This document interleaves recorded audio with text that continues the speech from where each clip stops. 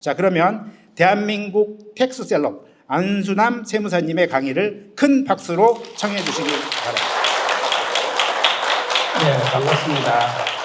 신기하죠? 제가 어느 날 일어났더니 되게 유명이 돼 있더라고요. 깜짝 놀랐어요. 식당에 가서 밥 먹고 있는데 누가 툭툭 쳐요. 안수남 세무사님이시죠? 저를 안 알아보는 거예요. 그러시면서 하는 말씀이 유튜브에 강의할 때 모습하고 똑같네. 다르겠어요? 제가 변장하고 찍은 것도 아닌데. 그래서 알아보신 데다가 지난번에 부산 가서 강의 올라오는데 수서역에서 마침 이렇게 통화를 하고 나오는데 이렇게 젊으신 아가씨가 저를 이렇게 찍다 보니 맞네, 안수남 세무사님 맞네 하고 나를 아는 척 하는 거예요. 근데 사람 알아보는 거요 굉장히 부담스러워요. 어디 가서 내 마음대로 웃지도 못하고 걷는 자세도 똑바로 해야 되고요. 보통 불편한 거 아니에요. 그래서 유튜브 구독자 수가 3만만 딱 머물렀으면 좋겠는데 계속 늘어나고 있어요. 그래도 늘어난 김에 한 10만 원 해야 될 거 아니에요? 여러분이 올려주실 거예요?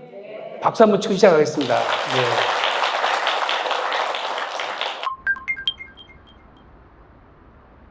세상 사는 맛이 뭐라고 생각하시는지 잘 모르겠지만 우리 후배들은 그래요. 선배님 나이에 왜 아직도 생방송을 하고 유튜브를 찍고 책을 쓰고 왜 강의하고 상담회를 직접 하냐고 이렇게 물어보시는데 105살 잡수신 우리 김영석 교수님 지금도 강의하시잖아요. 그분이 지금 강의하시는 거 돈 벌러 다니시겠어요? 105살까지 사시면서 얻었던 그 지혜를 나누는 게 얼마나 행복하시겠어요? 그 맛을 105살 되기 전에 강의를 안 해본 사람들은 절대 몰라요. 절대 몰라요.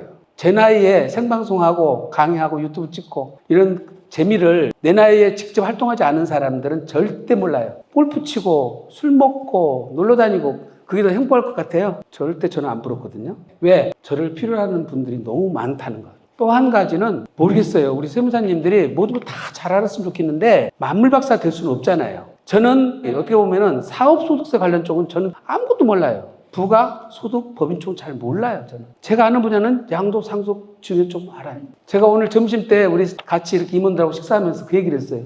정말 저는 어떻게 이렇게 이 나이 먹도록 무식한지 모르겠다고. 누가 무슨 얘기를 하면 못 알아들어요. 제가 양도, 상속, 증여세는 날짜까지 다 외워요. 제가. 우리 장모딸 생일 내가 우리 부부 결혼 날짜는 잊어버렸는데 세법의 날짜 조항까지 다 기억을 하고 날짜를 하는데 다른 건 몰라요. 그림에 대한 조회도 없죠. 노래에 대한 조회도 없죠. 다른 무슨 주식 같은 거 투자도 안 해봤죠. 부동산도 잘 몰라요. 근데 제가 유일하게 이거 아는 것 가지고 이렇게 먹고 살고는 있는데 저는 어떻게 보면 삶에 어떻게 보면은 실패라고 볼 수도 있어요. 근데 우리 이모님들이 그렇게 격려를 해주시는 바람에 오늘 제가 더 힘을 갖고 이렇게 여러분들 앞에 강의를 합니다. 어쨌든 제가 유튜브를 하면서 기본 생각은 조금 우리 전문가들 좀 더 저를 활용했으면 좋겠다. 왜냐하면 각 분야의 전문 고수들이 있어요. 무슨 일이든지 누구나 똑같이 할 수 있는 일은 누구한테도 마찬가지입니다. 그러나 예를 들어서 건설과 관련된 새로 건물을 지어서 분양하고 그렇게 시행사업을 하는 것과 관련된 거는 또 그것만 전문하는 세무사님이 따로 있어요. 예를 들어서 각 분야의 전문가들이 또 따로 있다는 겁니다. 그래서 그 전문가를 찾아서 가시면 일단 업무는 반은 해결됩니다. 그래서 그런 차별화되어 있는 세무사들이 있다는 걸 저는 좀 알고 싶어서 여러분들한테 유튜브를 한 거고 우리 세무 분야에서도 그런 분야가 여러 군데 있습니다. 여러 가지가 있으니까 내 케이스에 맞는 분을 찾았으면 좋겠다는 생각이 들고요. 두 번째는 지금은 이제 상속증여 시대잖아요. 나이 드신 분들이 돈을 좀 모아놨는데 우리 상속증여세법 지금 정부에서 개정안 나왔잖아요. 이 개정안이 지금 통과될지 안 될지 잘 모르겠지만 어쨌든 지금 20몇 년 동안 안 바뀐 이 세법은 정말로 잘못되어 있는 것은 분명합니다. 근데 자꾸 그거를 부자감사라고 했었고 알지도 모르는 사람들이 여론을 막 그렇게 조장을 하니까 정치하는 사람들은 표 가지고 이거 법을 막 만들고 있잖아요. 논리에 절대 안 맞습니다. 이거는 안 맞아요. 어떻게 보면은 최고 세율도 50% 이것도 더 낮춰야 됩니다. 그리고 어떤 분들이 거기다가 이중과세라고 말씀하시는데 실제 이중과세예요. 내가 지금 10억을 벌어서 종합소득세 5억을 내고 5억이 남았잖아요. 세금을 이미 내고 남은 5억의 상속세가 또 50%가 매겨지면 결국은 75%를 국가에서 가져간다는 지 않습니까? 독일 헌법에는 50%가 넘는 세금은 모두 무효라고 그렇게 선언을 했어요.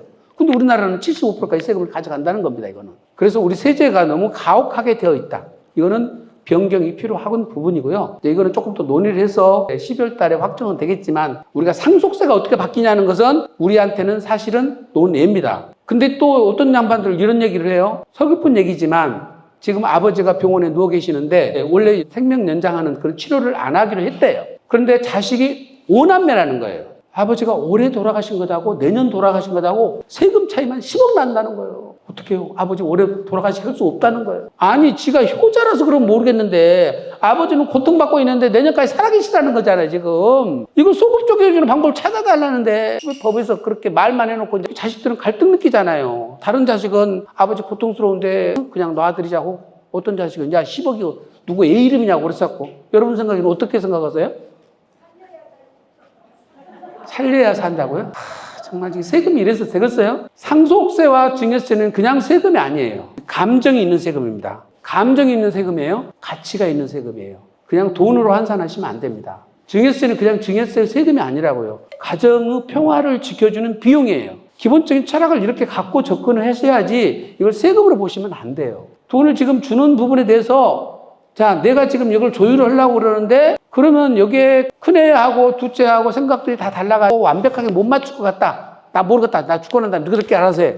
이거는 너무 무책임하신 거예요. 너무 무책임하신 거예요. 가족들하고 갖고 있는 안에 있는 생각들을 다 털어내가지고 같이 합의를 보시고 협의를 하셔야 돼요. 시간이 걸리더라도. 그리고 우리 애들이 무슨 상처를 갖고 있었고 무슨 생각을 갖고 있는지를 조금 알아봐 주셔야 돼요. 보세요. 큰딸이 4남매가 있는데 셋째, 넷째들을, 큰딸이 셋째, 넷째한테 엄마 아빠가 더 주는 것은 용납이 되는데 둘째 딸한테 더 주는 것은 용납이 안 되는 거예요. 그래서 부모님하고 같이 왔을 때 상담을 하는 과정에 큰딸이 딱 반대를 하길래 제가 개인적으로 전화를 했어요.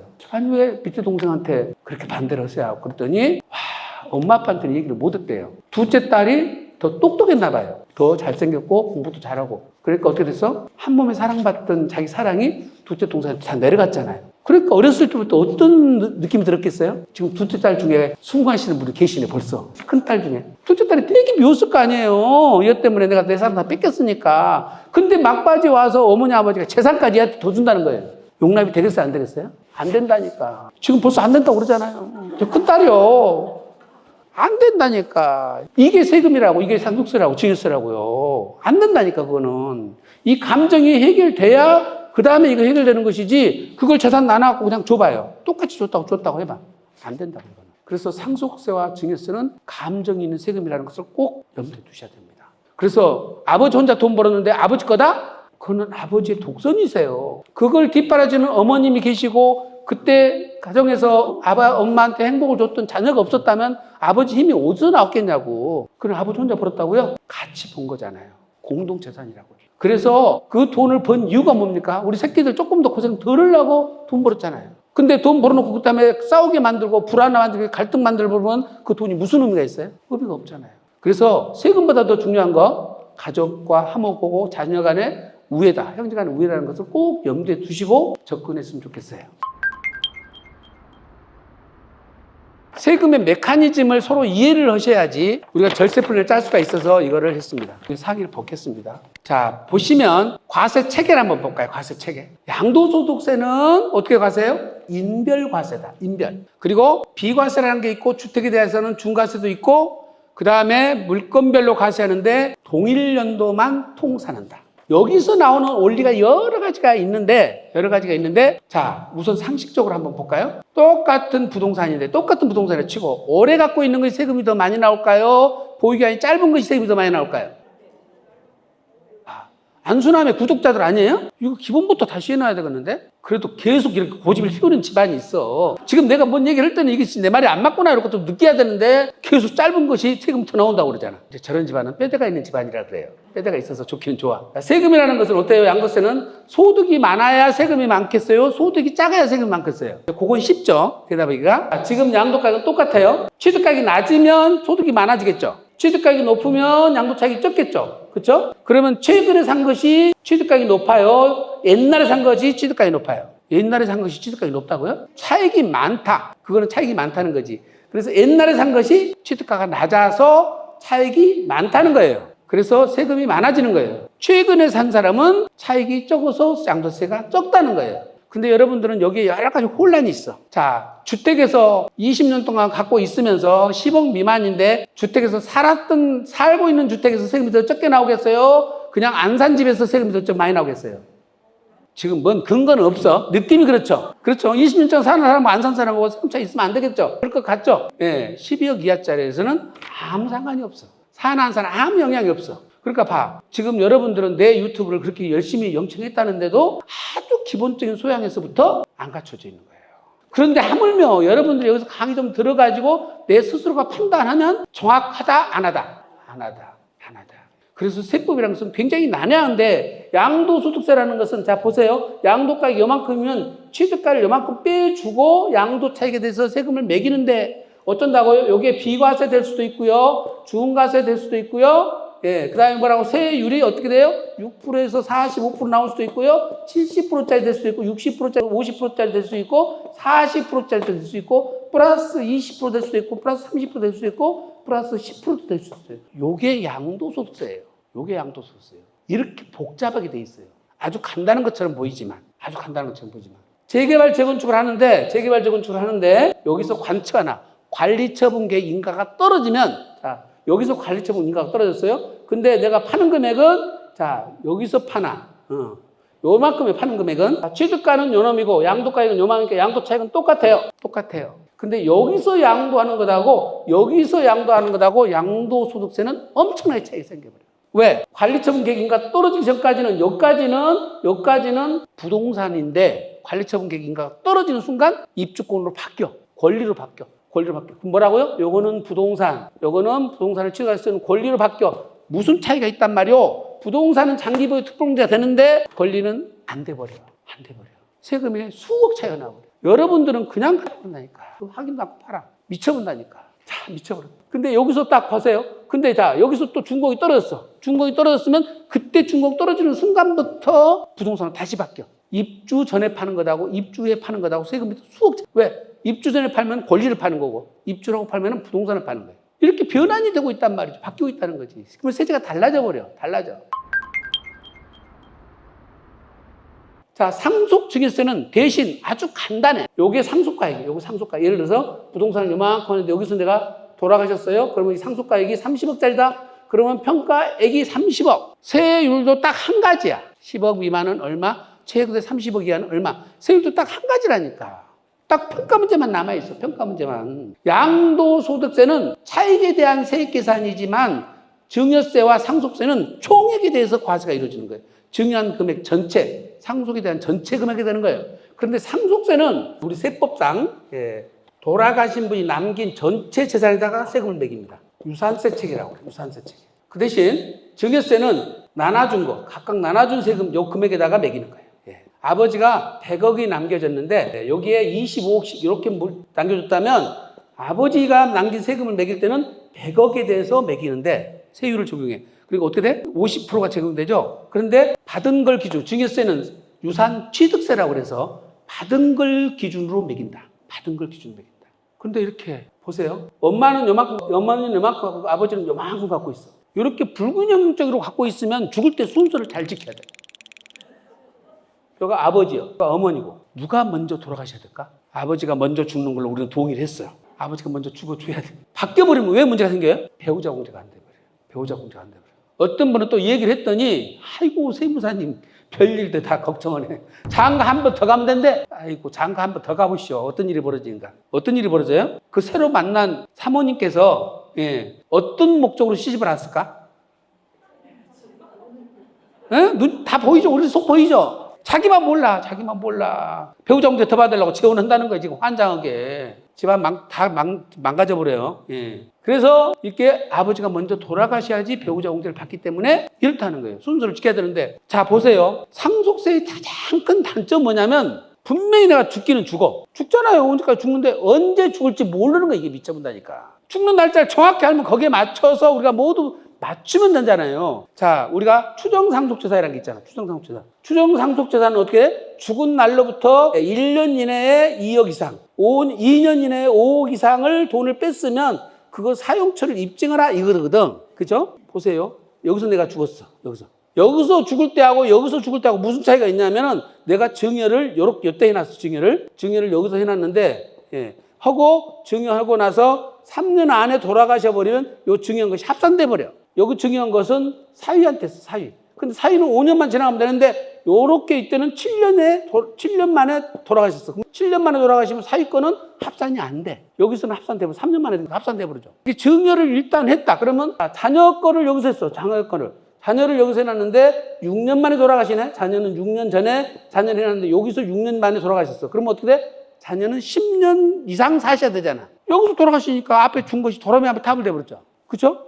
그러면 여기서 이렇게 되니까 13년이 됐으면 이것도 없어지죠. 내가 여기서 죽을 거라고 확실히 쓰면, 그쵸? 이때 주면 되잖아. 근데 나 준 다음에 13년 후에 우리 아버지가 돌아가셔야 되는데, 지 마음대로 가. 안 돌아가셔? 안 돌아가시면 더 좋지. 7년만 살았어도 어떻게 돼? 사위권은 빠지잖아. 사위권은. 그죠? 죽는 것을 언제 죽을지를 모른다는 게 이게 하나님이 기묘하게 만들어 놨다니까. 왜 그걸 예측 가능하게 너 95세까지만 살아. 이랬으면 딱 정확해. 안 된다니까. 자, 기회는 한 번밖에 없어. 근데 언제 죽을지를 몰라.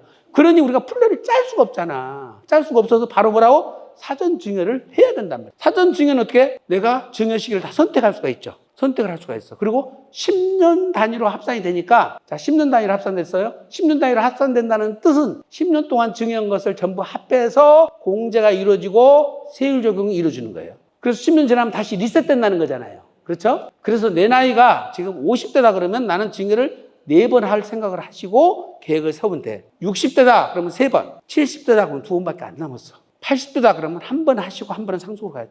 제가 늘 주장하는 것이 10년 단위로 끊어서 계획을 세워라. 이게 제일 중요하세요. 그래서 미리미리 주셔야만이 절세풀을 짤 수가 있어요. 상속세는 딴 거 없습니다. 딱 돌아가시는 순간에 재산 갖고 있는 상속재산을 축소를 시켜야 되는데 보세요. 이게 내가 갖고 있는 부동산은 점점 갈수록 시간 갈수록 이렇게 가격이 올라가 버려.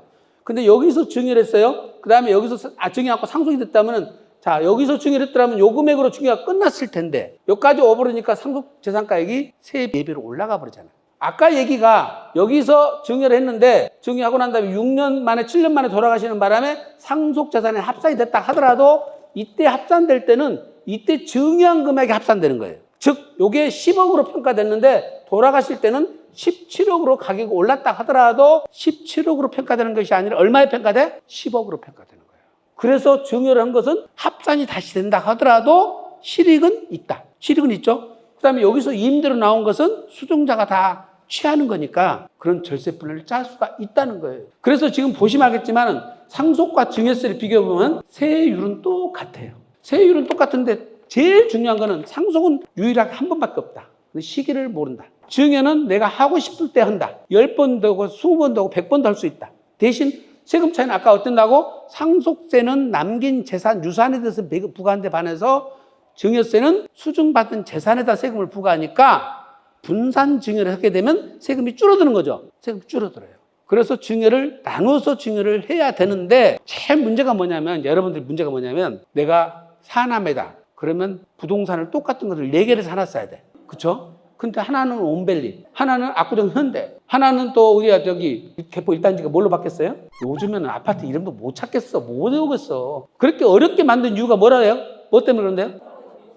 시어머니 못 찾아가 했는데 이제 동서 데리고 오니까 동서들도 헷갈리니까 이제 더 쉬운 걸로 바뀌었네, 요즘에는 추세가. 동서가 못 찾아, 동서가. 시어머니만 못 찾아온 게 아니야. 그래서 아파트 이름 다 저는 외우지도 못하지만 뭐 현대 어쩌고저쩌고 하더라고요. 그런 아파트만 4채만 딱 사놨어도 괜찮아. 그죠? 근데 이제 뭐, 예, 용산 3구역짜리만 샀어도 괜찮은데, 예, 어디 이상한 데 사놔가지고 그거는 가격이 하나도 안 올라. 그러니까 어떻게, 이게 균형이 안 맞잖아요. 균형이 안 맞잖아요. 얼마 전에 오신 분이 여러분 참고로 알아두셔야 돼요. 딸 둘에 아들 하나를 낳는데 막내딸 내가 시집을 잘 갔대요. 재산이 몇천억대 재산으로 시집을 갔고 두 자녀들은 그냥 평범한 대로 시집을 갔나 해봐요. 큰딸은 그러나마 의사한테 시집 가서 그래도 안정적인 생활을 하고 있어서 그래서 이분이 갖고 있는 것 중에 주상복합 건물 2개를 아들, 딸을 줬나 봐. 막내딸은 당연히 여유가 있으니까 안 줬는데 어느 날 전화가 와서 엄마, 언니도 주고 오빠도 줬는데 우리는 왜 하나도 안 줘? 나 신랑한테 체면이 안 쓴다고 그래. 체면이 안 쓴 일이에요?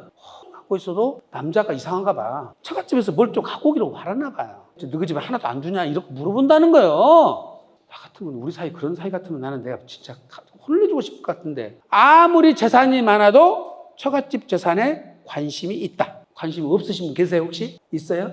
제가 보니까 노인네들이 보상을 한 120억 받았잖아요. 공익사업 수용으로. 보상을 받아놓으면 전화가 와요. 사이가 그렇게 전화를 자주 해 장인한테.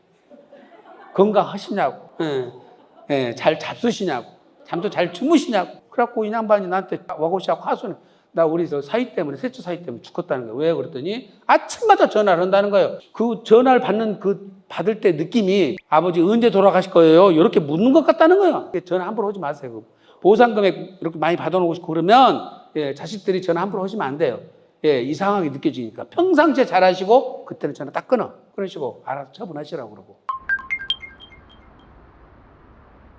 그래서 상속욕 관련돼 가지고는 여러분이 참고로 이제 절세 플랜을 짠다고 그러면 가장 이상적으로 짜놓으신 분들이 있는데, 그런 분들은 뭐냐면 저평가되는 자산만 모아놓으셨어요. 저평가되는 자산이라는 게 뭐냐면 이런 것들이에요. 다가구 주택, 재개발 재건축인 다세대 주택, 단독주택, 구분상가, 전망이 있는 땅, 그 다음에 개발 예정지인 임야, 이런 것은 시가 대비 30% 40%밖에 안 잡혀 있어. 그리고 어떤다? 그러면 재산이 한 200억 된다 해도 요거는 7, 80억밖에 안 돼요. 그 양반들은. 근데 어떤 양반들은 아파트, 매매사례가 다 노출되는 거. 주식, 단독주택 팔아가지고 은행에다 예금을 해놓으시네, 또 환장하게. 그리고 현금을 갖고 계셔. 그런 분들은 200억 정도 되면 200억으로 다 재산이 평가돼 버리잖아요. 상속세만 3배 차이 납니다. 그리고 내가 월세 받는 거를 전세로 바꿔놔야 되는데 전세를 월세로 거꾸로 바꿔놨어. 어떤 차이가 있어요? 어떤 차이가 있어, 세금에? 전세로 바꿔놓는 게 좋아요? 월세로 바꿔놓는 게 좋아요? 월세로 바꿔보자고? 월세 바꾸면 채무가 없어지잖아. 전세로 바꿔놔야 되잖아요. 그렇죠. 다 아시잖아요. 근데 그걸 다 월세로 바꿔놓으신다니까. 채무를 다 없애버렸다고. 그래서 여러분들이 상속이 대비하는 것은 유일한 방법은 상속 개시 당시 평가 자산이 저평가된 자산을 바꿔놓으시는 거고, 물론 투자해서 수익같이 실현되는 것은 세금 더 내더라도 더 낫죠. 같은 값이면 그러라는 뜻이에요. 그래서 중요한 거는 상속 가지고는 절세편을 짤 수가 없습니다. 핵심은 사전증여에서 있다. 사전증여는 어떻게 할 것이냐가 이제 오늘 핵심이라서 교재를 한번 잠깐 봐봐요. 첫 번째가 뭐예요? 첫 번째가 육하원 측에서 뭐라고 그랬어? 거기 첫 번째가 누가 주니까 누가 줘요? 주는 거는 자식이 부모님은 줄 수는 없잖아. 그죠? 누가 줄 것인가는 증여세 원리를 이해하셔야 돼요. 수증자와 증여자가 동일할 때만 합산시키는 거예요. 동일할 때만. 달라지면 합산 안 시킨 거예요. 할아버지와 아버지는 동일인이 아니죠. 대신 부부는 동일인이에요. 엄마 아빠는 동일. 할아버지와 할머니는 동일인이에요. 그래서 아버지가 아들한테 주고 어머니가 아들한테 주면 장남한테, 요거는 동일인으로 본다. 아버지가 장남한테 주고 아버지가 차남한테 주면 이건 동일은 아니죠. 증여자와 수증자가 동일할 때만 합산시키는 거예요. 자, 장인과 장모는 부부는 부부지만 동일인이에요? 아니에요? 아니에요. 사위 입장에서는 장인 주고 장모가 주는 것은 각각 다른 사람이 주는 거예요. 그래서 며느리한테는 시아버지와 시어머니가 주는 거고, 사위한테는 누가 줘? 장인과 장모가 주면 요거는 합산이 안 되는 거예요. 그래서 할아버지가 손녀한테 부동산을 주면 납부할 증여세가 없으면 할아버지가 또 주면 합산이 돼버려요. 세금 내는 것은 아버지, 어머니가 주는 거예요. 그럼 합산이 안 되는 거예요. 그래서 동일인이 계속 주면 10년 안 할 건 다 합산돼 버린다. 그 다음에 공제를, 기본적인 건데 또 자꾸 질문하시는 분 있어. 아버지가 줄 때 5천만 원 공제받았으면 할아버지가 줄 때는 공제를 못 받는 거죠. 10년 동안에 공제받는 것이 5천만 원이니까 한 번 받아버리면 못 받아요, 그거는. 그 다음에 또 직계존비속간에 주는 거 누가 또 주더라도 한 번밖에 못 받는다, 처음에. 그 다음에 배우자도 마찬가지예요. 6억까지 받는 거는 한 번밖에 못 받는 거다, 10년 만에. 10년 동안에 6억을 받을 수 있어요. 그러면 12억 받는 데는 언제, 기간이 얼마 걸린다고 그랬어요? 유튜브로 안 봤네, 지난번 거. 지난번도 질문하니까 그때는 똑같이 틀리더만. 몇 년 걸려요? 11년까지 또 기다려. 10년마다 6억을 준다고 그랬잖아. 10년 하루. 안 줘봤으니까 잘 모르죠. 안 줘봤으니까 잘 몰라. 어쨌든 간에 10년 단위로 준다는 게 중요하고, 누가 줄 것인가는 지금 말씀드린 동일인이 주면 합산된다.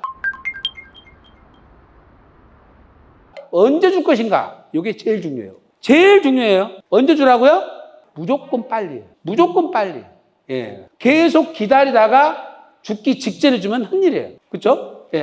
무조건 빨리 줘야 됩니다. 재벌은 태어나기 전부터 뭘 줄 것인지 다 계산하고 줘요. 이재용 지금 회장님 되셨죠? 이재용 그때 당시 회장님이, 이건희 회장님 돌아가셨을 재산이 얼마였었어요? 그때도 이미 15조가 있었어요. 15조가. 세금 전부 내는 세금은 한 400억, 600억 냈다고 그래요. 그러니까 미리미리 다 주면서 절세표를 짰어야 된다는 얘기예요. 증여가 늦어지면 부동산 가치가 상승되고, 그 다음에 증여 후 발생하는 소득들이 증여자한테 귀속될 거를 수증자한테 귀속시키기 위해서 빨리 주라는 겁니다. 빨리. 그리고 세법이 점점 더 강화돼요. 여러분들이 보시기에는 우리 세제가 뭐 공제액 조정하고 세율 조정하고 이것도 중요할지 몰라요. 더 중요한 거는 우리가 현행 있는 세법 중에서 절세 플랜을 짤 수 있는 플랜들이 여러 가지가 있어요. 여러 가지가 있는데 그 중에 차단을 다 시킬 뿐만 아니라 옛날 같으면 상속세, 증여세 매길 때의 재산평가를 다 기준시가로 평가를 했어. 근데 지금은 어떻게 돼요? 꼬마 빌딩들이라고 해서 감정평가 해보죠. 그럼 감정평가하면 2배로 올라가 버리잖아요.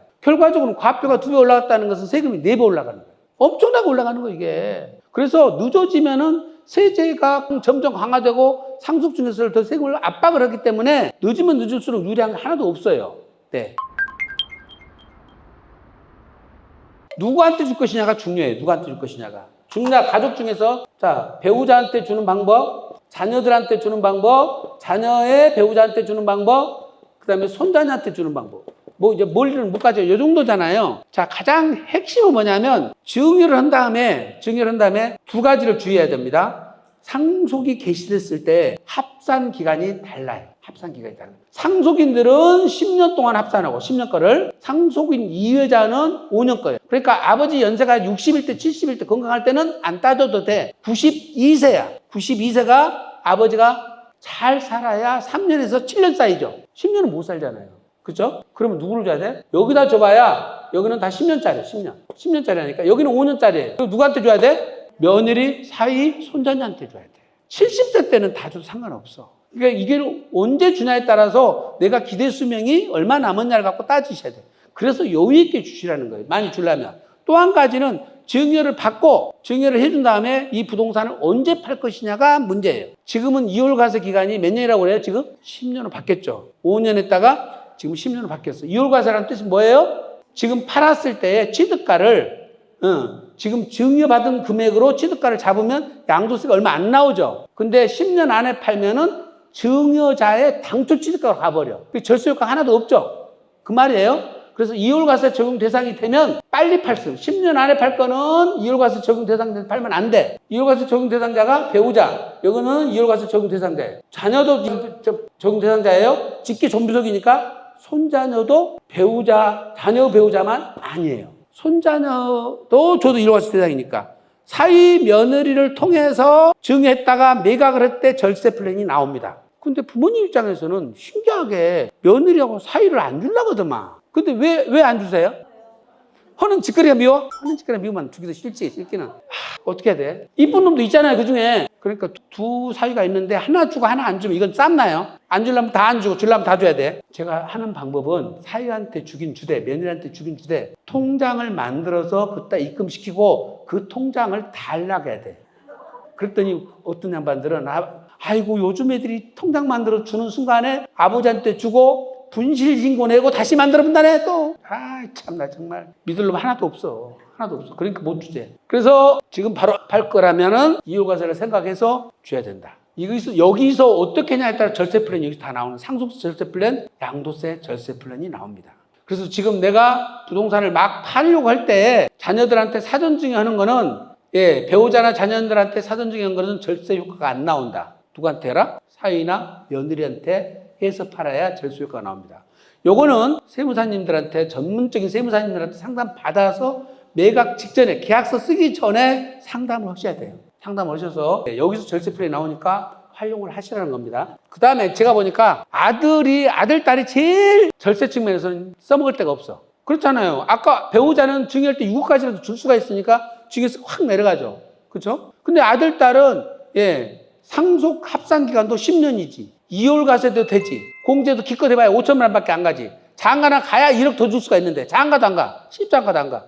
시집장가 갔으면 얘라도 낳아야 되는데 3년 전에 갔는데 2년 지나면 또 안 돼. 요즘 얘를 낳아야 되는데 얘를 또 안 낳아. 그러니까 더 이상 줄 것이 없다니까. 그래서 아들, 딸이 가장 불리하다. 가장 유리한 사람이 누구라고요? 사위, 며느리. 웬만하면 이뻐야 돼. 그러니까. 그 다음에 두 번째가 누구예요? 배우자. 그 다음에 손자녀. 아들, 딸은 웬만하면 주지 말아라. 절세 측면에서 그렇다는 거예요. 절세 측면에서. 그래서 이것이 아까 말씀드린 자녀들한테 주는 것이 효과는 제일 없다. 그나마 자녀들의 배우자가 가장 효과가 크다. 결론만 이해하세요. 결론만. 요거 이제 이월과세 관련된 요거의 표가 적용하는데 여기서 부당행위 계산 부인이라는 얘기는 무슨 얘기냐면 자녀의 배우자, 사위나 며느리한테 준 다음에 5년 또는 10년 안에 팔면은 세금을 비교하게 돼 있어요. 비교. 장인이 사위한테 줬는데 장인이 판 양도소득세하고 사위가 판 양도세하고 증여세 합해서 양도세가 더 크면 사위한테 줬다는 것이 세금을 회피할 목적으로 줬다고 보고 이 증여는 없는 걸로 보도록 되어 있다 이 말이에요. 그런데 중요한 거는 국세청이 이렇게 세금을 매겼어. 근데 문제는 사위가 팔아서 사위가 돈을 갖고 있는데 세금을 이렇게 장인한테 매기는 것은 논리적이지 않습니다. 이미 줬으면 사위가 돈을 지가 쓴단 말이에요. 며느리가 써. 그러면 어떻게 하든 돈이 건너갔기 때문에 이때 이렇게 부인을 하는 건 잘못됐다 이 말이에요. 사위한테 돈이 귀속되면 요거는 정상거래로 인정이 된다. 정상거래로. 그러니까 어떻게 돼? 사위한테 돈을 주고 그 돈을 다시 장인한테 넘어가 버리면 안 되죠. 리턴에 가면 안 돼요. 사위가 돈을 줬어. 며느리한테 돈을 줬어. 그러면 그 돈은 절대 시아버지한테 장인한테 빼겨주지 말고 본인들이 그 돈을 써라 이 말이에요. 아셨죠? 예. 그렇게 하면은 부당행위 계산 부인이 안 걸려요. 부당행위 계산 부인 여기 대상이 된다는 것이지 여기가 대산이 된다는 것이지 돈만 리턴에 가지 않으면 정상거래로 인정을 해준다. 정리되셨죠? 네. 무엇을 줄 것인가? 지금 갖고 있는 거 현금, 예금, 주식은요. 절세 방법이 없습니다. 이거는 가장 좋은 것이 지금 빼서 지금 바로 줄 수가 있고 나눠줘도 문제가 없어. 10명한테 인원을 최대한 많이 주면 돼요. 많이 주고 자주 주라는 거예요. 많이 주고 자주 주라는 거예요. 그리고 지금 우리 후배들 유튜브들이 찍어놓은 거 보면은 태어날 때 2천만 원, 10살 때 또 뭐 2천만 원, 21살 때 5천만 원, 31살 때 5천만 원, 그러면 1억 4천을 공짜로 준다고 그러는데 조금 배짱이씨 주세요. 태어날 때 5억.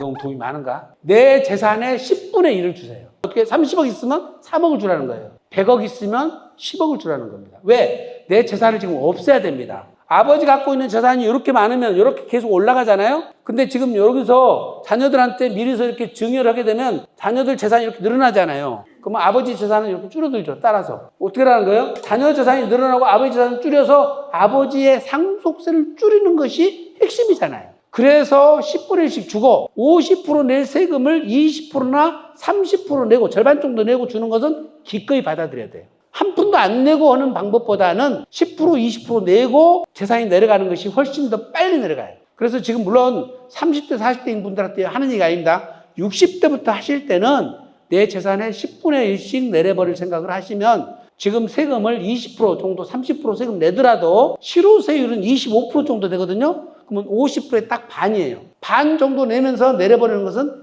기꺼이 내려보내시라. 기꺼이. 그래서 줄 때 그냥 그렇게 2천만 원, 5천만 원 이렇게 줄 것이 아니라 본인 재산의 10분의 1씩 가는 것이 가장 효과 있는 절세 방법 같다. 제가 보니까 그렇게 고려를 하시고요. 주식은 여기에 무슨 상장 주식 말고 경영하는 회사의 주식에 대해서는 이거는 컨설팅을 따로 받으셔야 돼요. 왜냐하면 기업하시는 분들이 주가 관리를 안 해놔가지고 주식 가치가 너무 높게 평가되어 있습니다. 이걸 세무사님들이 주식 가치를 다운시켜 놓고 증여를 하더라도 해야 되기 때문에 여러 가지 전술 전략이 필요합니다. 이거는 별도로 컨설팅을 좀 받으실 필요가 있고요. 부동산 중에요. 지금 이미 가격대가 올라가 버린 거. 조금 있다가 우리가 지금 주는 방법 중에서 가족법인에 대한 얘기를 할 텐데 가족법인이 내년부터는 어렵게 될 것 같아요. 지금 무슨 얘기냐면 개인이 갖고 있는 이 부동산을 법인에다가 넘기면 이 과정에서 양도소득세를 내야 되는데 지금 현물 출자를 해가지고 넘겨갈 때는 여기 개인이 이 법인의 주주로 되거든요. 100% 주주. 아버지가 이거 갖고 있으면 아버지가 100% 주주인 회사라서 내가 나한테 파는 꼴이 돼가지고 이 양도소득세를 2월 시켜줘. 2월. 언제 내라는 얘기예요? 이 부동산을 팔 때 내라는 겁니다. 그래서 지금 자금 부담이 없으니까 법인 전환을 하는 거예요. 근데 내년부터는 요거 2월 과세를 안 해줄 것 같아요. 매년 세법이 바뀐다 하니까. 근데 왜 부동산에 대해서 이렇게 적대적 생각을 하시는지 잘 이해를 못 하겠어요. 부동산이 있어야지 산업, 제조, 유통 설비가 들어와서 세상이 돌아가는 것이지 부동산이 없이 뭐가 됩니까? 근데 부동산을 가진 사람들이 투기꾼입니까? 건전한 경제 주체단 말이에요. 정치하는 사람들이 조금 사고를 바꿔줄 필요가 있어요. 제가 생각할 때는. 그래서 요게 현재 내년에는 안 돼버리면 올해 연말 안에 가족법인 전환을 다 하셔야 돼요. 하셔야 됩니다. 그래서 좀 이따 뒤에서 또 나올 얘기지만 어쨌든 현재 가족법인에 관련된 부분들이 타이트하게 지금 넘어가고 있다는 것을 좀 이해를 하시고, 자, 여기 부동산을 보니까 토지가 200억이요. 근데 건물은 30억이요. 이거를 법인전 하려고 했더니 법인전한 비용이 너무 많이 들어가는 거예요. 근데 월세 임대료만 1억 나와, 1억. 뭐 이 정도에서 1억 나오면 굉장히 좋은 부동산이 있지만 어쨌든 이렇게 임대료는 많이 나오는데 땅값은 비싸. 이걸 법인전환 다 시키려 했더니 비용이 너무 많이 나가면 건물만 법인전환 시켜, 건물만. 요것만 법인전환 시켜서 자녀법인을 만드는 거예요. 자녀법인을 만들어서 임대료를 이 법인에서 가져가고, 예를 들어서 7천만 원 가져가고 지료를 3천만 원 주는 거예요. 그러면 건물 갖고 있는 사람이 비율로 봐서는 덜 가져가야 되잖아요. 그렇죠? 근데 이 지료 주는 것이 세법에 규정돼 있어. 얼마 이상 주라고. 그것만 따라가면 돼. 이 부동산 가치에 맞는 지료만 주면 되기 때문에 역으로 여러분을 조금 주고 건물에 대한 가족법인한테 임대료가 많이 넘어가게 만들면 여기서 돈이 쌓이죠. 쌓이면 이때 땅을 사오는 거예요. 땅을 사오는 거예요. 이 방식으로 이제 넘겨오는 거죠. 예. 일부 증여, 일부 매매로 넘어와가지고 이 지분을 이전해오는 방법도 있습니다. 한꺼번에 다 넘기려면 지금 부담되니까. 그래서 어떤 형태로 넘길 것이냐는 것은 이것은 이제 컨디션에 따라 다르니까 세무사님한테 상담 받아보시고 의사결정을 하셔야 돼요. 예, 기준시가 한 5, 60억 차이 같으면, 그런 정도 같으면 이번에 한꺼번에 다 넘기는데 100억대, 200억대 넘어가는 것을 한꺼번에 넘기는 것이 감정평가로 넘어가야 되기 때문에 너무 과다하게 평가가 돼요. 그래서 조금 문제가 있습니다. 그거는. 그럼 세무사님한테 한번 보시고, 특히 국세청에서 지금 꼬마 빌딩, 여기 감정평가 사업이 지금 진행을 하고 있기 때문에 꼬마 빌딩에 해당되는 그 부동산들은 기준시가로 넘어가는 것이 부담스럽습니다. 그래서 지금 전문 세무사님들과 상담을 하시고요. 증여 방법은 순수 증여라는 것은 채무가 있음에도 불구하고 채무를 안 받아가는 방법이에요. 자, 요 방법은 어디서 필요하냐면 아버지가 자녀들한테 부동산을 주려고 그래. 근데 이게 평가액은 20억인데 대출하고 보증금 합해서 15억 있어. 그러면 원래 부담부 증여를 해버리면 15억을 빼버리면 증여가액은 5억밖에 안 돼요. 5억밖에 안 되지만 이 경우에 분산해서 증여를 하면 증여세가 얼마 안 나오거든요. 한 사람한테 20억짜리를 다 주면 증여세가 많이 나오지만 증여 자체를 여러 사람한테는 증여세가 줄어들게 되는데, 그때 채무는 부담부 증여로 가버리면, 증여세에서 써먹어 버리면 증여세 자체의 효과가 많이 안 커요. 이건 어디로 써먹어? 예, 이거는 아버지가 그냥 채무를 갖고 있으면서 나중에 상속받을 때 공제를 받아버리는 겁니다. 연로하신 분들이 부동산을 줄 때는 부담부 증여로 주는 방법보다는 순수 증여로 하는 것이 훨씬 유리합니다. 이거는 세무사님들한테 만약에 여러분들이 이런 케이스만 되면,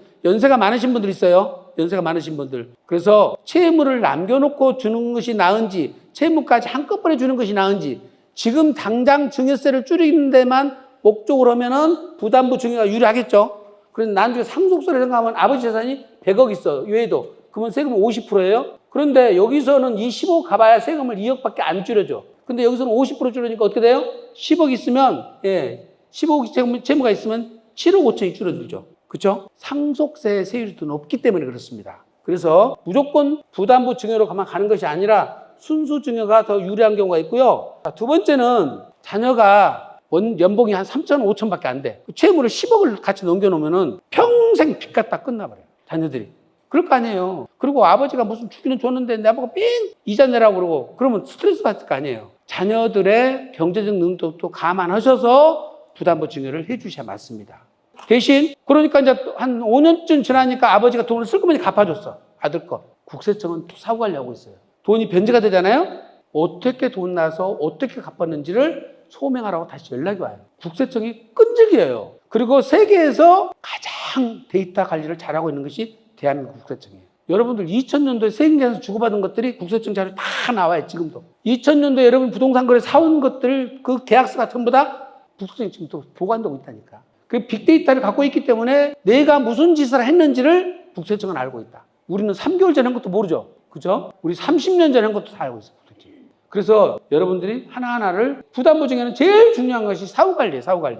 예, 요거 계속 추적하고 있어요. 추적하고 있으니까 부담부 증여가 유리한지 불리한지는 여러 가지를 놓고 판단하셔야 된다. 뭔지는 다 아시죠? 수중자 인원을 한 명으로 줄 것이냐, 두 명으로 줄 것이냐, 세 명으로 줄 것이냐는 각자 집안 사정마다 다르니까 협의를 해서 주고, 부동산 소유 현황에 따라 다르고, 예를 들어서 200억짜리 건물 하나 장남한테만 주면 어떻게, 말이 안 되잖아요. 이거는 천상 가족법을 만들어서 우리 가족의 시그니처니까 공동으로 관리할 수밖에 없겠죠. 그런 거는. 이제 이런 거 있어요. 어떤 집안 보니까 오셔서 따님이 상담을 다 하고 다니시더라고요. 근데 아드님은 뭔가 전문직 같은데 부동산 쪽에 관심이 없대요. 결혼했고 따님은 결혼 안 했는데 따님이 관리를 다 하고 다니시는데 굉장히 지혜롭고 똑똑해요. 아버지와 같이 오셔서 내가 이제 물었죠. 아들이 결혼을 했다는데 며느님도 주실랍니까? 그랬더니 아버지가 세금에 도움이 되면 주기는 줘야죠. 그런데 이렇게 말씀하시는데 그 다음을 말씀 안 하셔. 그 뜻은 뭐예요? 말은 딸 앞에니까 그렇게 하긴 했는데 속 마음은 지금 어떻다는 모르잖아요. 그래서 따님한테 물었어. 아버지의 속 진짜 마음은 어떤 마음 같아요? 그랬더니 말씀은 저렇게 하셔도 며느리하고 사이는 주기 싫을 거예요. 내 새끼들 힘이 약화된다고. 근데 며느리하고 사이한테 진짜 주면 힘이 약화돼요? 아, 줘보셨구나. 아, 그렇구나. 예, 주지 마세요. 약화된답니다. 근데 그것도 다 집안에 따라 다르죠? 그죠? 달라요. 근데 그걸 주면서 효도계약서처럼 조건을 붙여주시면 돼요. 내 말을 잘못하거나 안 듣거나 둘이 끝까지 안 살거나 그러면 내가 중요한 거를 처리하겠다. 네, 그 조건부로 주시면 돼요. 당연하죠. 그 조건을 붙여서 주시면 돼요. 효도계약서라고 그러죠. 줬다가 부모 자식 간에 소송하는 사람들 많아요. 싸가지 없는 것들이 이거 주고 나니까 그다음부터 안 와버리네. 분명히 한 달에 한 번씩 일주일에 한 번씩 오기로 했는데 받고 난 다음에 안 와버려요. 진짜 소송에서 찾아온 사람 많아요. 예, 효도계약서 쓰시는데. 가족법인 요거는 오늘 여기서 내가 할 시간이 없으니까 제가 유튜브에다 자세히 잘 찍어놨죠. 세부인 다솔TV에 가족법인을 치면 영상이 아마 4개가 뜰 거예요. 가족법인이 왜 좋은지 장단점부터 시작해서 어떻게 만들지, 어떻게 관리를 하는지 한번 쭉 들어보시고 질문사항이 있으면 추가로 질문을 남겨놓으시면 저희들한테 남겨놓으시면 저희들이 대답하는 방식으로 진행을 할까 합니다. 오늘 1시간 동안 주어진 강의가 어떻게 보면은 지금 큰 틀에서 전체적으로 다 말씀을 드릴 수도 없고 시간도 없지만은 가장 기본적으로 여러분들이 세금에 대한 하나의 어떤 자세라 할까요? 제일 중요한 거는 제가 처음에 말씀드린 것처럼 양도소득세하고는 또 다릅니다. 상속증에서는 감정 있는 세금이라고 그랬잖아요. 이것을 처리하는 과정에서 가족이 더 화목해지고 형제간에 더 우애가 커지도록 만들어줘야 되는데 이건 말 잘못 꺼내면은 갈등의 불씨가 되어버립니다. 말씀을 잘 꺼내셔야 되고요. 그리고 자녀들을 물론 의견을 지금 어느 정도 들어주면서 아까 해주는 게 좋다고 그랬잖아요. 결정을 해서 통보를 하지 마시고 넌지시 한번 물어보세요. 애들 생각도 한번 들어보시면 요즘 애들은 제일 못 참는 것이 불공정이에요. 옛날에는 장남 위주, 큰 장녀 위주, 큰딸. 그리고 내가 이쁘면 이쁜 사람 더 주려고 더 줘도 아무 문제가 없었잖아요. 근데 지금은 어떻게 해요? 법정 지분이 n분의 1이에요. 그러니까 만약에 이것이 위반되거나 또는 넷째 이놈이 또 싸가지가 없고 안 찾아보니까 하나도 안 준다고 그러고 싹 큰 놈만 주면 어떻게 돼요? 유류분 청구소송 또 들어오죠. 유류분에 관련된 청구소송 건수가 몇 년 전에 비해서 엄청나게 늘었다고 합니다. 그리고 저희들이 경험상으로 소송은 3가지 소송이 제일 골치 아픈 소송이에요. 첫 번째 무슨 소송? 유류분 소송. 이게 감정 싸움이 돼. 내가 아버지를 병원에 모시고 갔네 안 갔네부터 시작해서 며느리한테 김치 갖다 줄 때 인상이 어땠네부터 시작해가지고 서운한 것은 다 나오는 거예요. 다 나와. 가족 간의 유류분 소송 제일 치열하고요. 두 번째가 뭐예요? 부부 간의 이혼 소송. 신랑이 친정 요구한 것까지 다 나오잖아요. 그렇죠? 여자들은 25년 전에 한 얘기도 다 나와 또. 유류분 소송, 이혼 소송, 그리고 공동 사업자 간의 공금 횡령 배임 소송. 요게 그렇게 소송이 그 뜻은 뭐예요? 서로 잘 아는 사람들끼리 싸움이라 이게 감정을 다 뒤집어 놔버려요. 회복이 안 돼. 회복이 안 됩니다. 그래서 소송 없이 재산이 승계되는 게 좋고 그 다음에 우리가 여기서 고민하는 이유는 아무래도 다 재산이 있으니까 고민하는 거잖아요. 그 다음에 제일 중요한 거는 본인들이 열심히 노력해서 고생하셨으면 제발 좀 본인들이 쓰세요. 여러분들 중에 보세요. 지난번에 어떤 분이 계셨냐면 돌아가셨는데 적금이 6억짜리 나왔어요. 적금이 어떻게 6억이 나면 4남매가 있는데 전부 잘 됐어요. 300만 원씩 다 보내드린 거예요. 300만 원씩 다 생활비로 보내드렸는데 얼마 썼겠어요? 1200 들어오면? 300~400밖에 안 썼잖아요. 800은 어떻게 됐어? 다 적금 들어놨잖아요. 적금 들어서 그걸 6억을 만들어놨다니까? 그럼 적금들은 6억에 대한 세금이 또 나오잖아요. 써버리셔야지. 왜 안 썼어, 그거를. 차라리 자식들 나눠주든지. 제발 좀 쓰시라고. 여러분들이 보셨으면. 근데 돈 있으신 분들 특징이 있으세요. 여러분 부모님들 다 보시면 알겠지만 진짜 근검 전략하셔요. 근검 전략하셔. 돈이 몇백억 있으신데도 화장지 가지고 입 닦았는데 그걸 한 번 닦았다고 다시 주머니에 넣고 가셔. 나 미치겠다니까. 그런 양반들이 몇백억 갖고 계신다니까. 우리 거래처 고객 중에 한 분이 빌딩을 6개 갖고 계시는데 처음에 에쿠스가 나온 거 있죠. 에쿠스가 처음 나오니까 그걸 풀 세트로 아버지한테 차를 뽑아줬어요. 아들이. 아버지가 어떤 차를 탔냐면 각진 그랜저. 잘 아시네. 네, 그 조폭들 타고 다니는 거 각진 그랜저 있잖아요. 그걸 타고 계시니까 에쿠스 제일 먼저 뽑아서 아버지 타시라고 줬더니 아버지가 뭐라고 하는지 아세요? 너나 아버지가 부자니까 네가 타라 이놈아. 나는 우리 아버지가 돈 없다. 지금 20년밖에 안 탔는데 충분히 더 탄다. 각진 그랜저를 20년 타고 더 타시고 그 차 뺀 거는 아들 보고 타라고 줘버려요. 안 타셔. 아니 그렇게 돈 있으신데도 어떡하냔 말이에요. 그래서 돈 가지신 분들 힌트를 보면은 돈을 버실게 생활을 하세요. 그리고 어디 가서 말씀 한마디도 한 번 보면은 함부로 말씀 잘 안 하시더라고. 항상 존중하고 항상 배려하시고. 그래서 돈이라는 것이 제가 봤을 때는 눈이 달린 것 같아. 인격을 갖추신 분들한테 이렇게 가셔. 우리가 옆에서 보는 한두 사람들 졸부도 있지만 대부분의 가지신 분들은 인격이 다 소양을 갖추시고 그렇게 사신 것 같아요. 금상첨화로 세금 문제까지 잘 해결해서 가족 간의 화목을 지키시는 것이 당신의 마지막 과제 같습니다. 여러분의 이 유산이 자녀들한테 이게 선물이 돼야지 이게 재앙의 불씨가 돼서는 안 될 것 같습니다. 오늘 제 강의는 그냥 제가 이 말을 남기고 싶어서 이게 1시간의 강의를 잡았던 거고요. 그래서 여러분이 남긴 유산이 자녀들한테는 선물이 되기를 간절히 바랍니다. 감사합니다.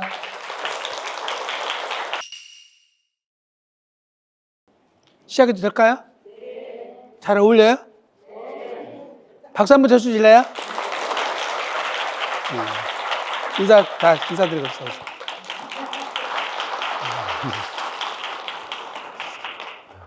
안녕하세요. 세무법인 다솔의 안원용 변호사입니다. 저희가 이번에 신청을 받으면서 이렇게 사전에 신청하신 분들이 질문을 좀 이렇게 미리 적어달라고 요청을 해서 질문을 좀 받은 게 있습니다. 그래서 그 질문 중에 저희가 주제가 상속증여다 보니까 거기에서 조금 답변 드릴 만한 것들을 저희가 좀 추렸습니다. 그래서 좀 간단하게 답변 드리면서 제가 먼저 답변을 드리고 대표님께서 보충해드리는 방식으로 진행을 할까 하고요. 답변 이제 끝나고 나면 여기 계신 분들 중에 오늘 강의 아니면은 여기 못 적었는데 내 사례를 좀 질문하고 싶다 하신 분들은 질문을 간략하게 주시면 저희가 답변을 바로바로 드리도록 하겠습니다. 바로 한번 진행을 조금씩 한번 해보겠습니다. 우선은 질문 제가 그대로 적었거든요. 그래서 질문을 좀 제가 풀어가면서 설명을 드려야 될 수도 있을 것 같아요. 현금 증여세, 현금을 그냥 증여세 내고 넘기는 것과 차용증을 쓰고 빌려주는 것과의 차이점에 대해서 질문을 주신 것 같아요. 근데 사실 심플하게 생각하면 현금 증여세는 그냥 내가 현금 주면서 거기에 대한 세금 그대로 내버리는 거고,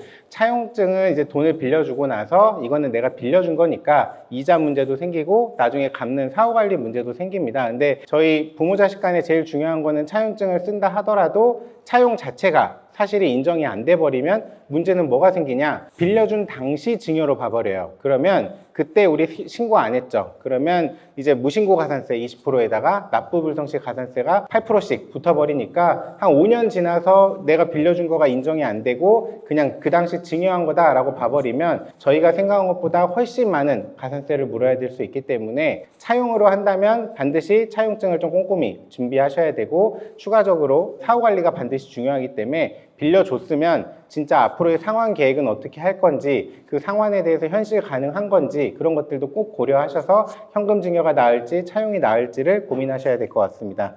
어머니와 이모가 반포주공 34평을 공동 상속 받으셨는데 이때 상속 증여 세금 절세 방법을 알고 싶습니다 라고 돼 있어요. 그래서 일단은 지금 상속 받으셨는지 아니면 앞으로 이제 받은 지 한참 지났는지 모르겠지만, 만약에 돌아가신 지 얼마 안 됐다, 그래서 이제 엄마랑 이모가 받으신다 라고 하면은 제일 중요한 거는 이 상속인 중에 혹시나 무주택자가 있다면 그분의 지분을 조금이라도 늘려놓는 게 중요합니다. 그건 왜 그러냐면 저희가 이제 협의분할해서 상속주택 취득세율을 낼 때 지분이 가장 큰 사람의 주택수를 가지고 저희가 취득세율을 계산하거든요. 그러다 보니까 무주택자가 있다면 그분의 지분을 1%라도 0.1%라도 높여놔서 저희 취득세에서 어쨌든 3.16%가 아니라 0.96% 전체에 대해서입니다. 이게 그분의 지분만이 아니라 전체에 대해서 낮은 세율을 받을 수 있기 때문에 취득세율을 고려한다면 무주택자인 분을 조금이라도 높이는 거를 꼭 고려하시고, 저희가 이제 혹시나 상속인 어머니나 이모 중에 무주택자와 또 조부모와 동일 세대이신 분이 있었다면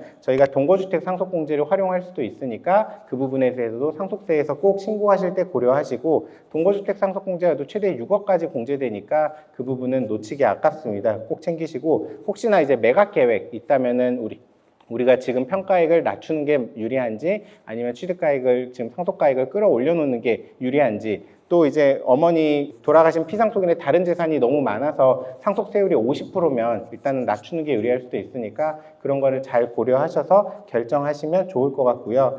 한 사람만 계속 하니까 지루하죠. 그럼 내가 쓸모없는 사람이 되고. 그거를 주택을 남기실 때는 두 가지 고려를 해야 돼요.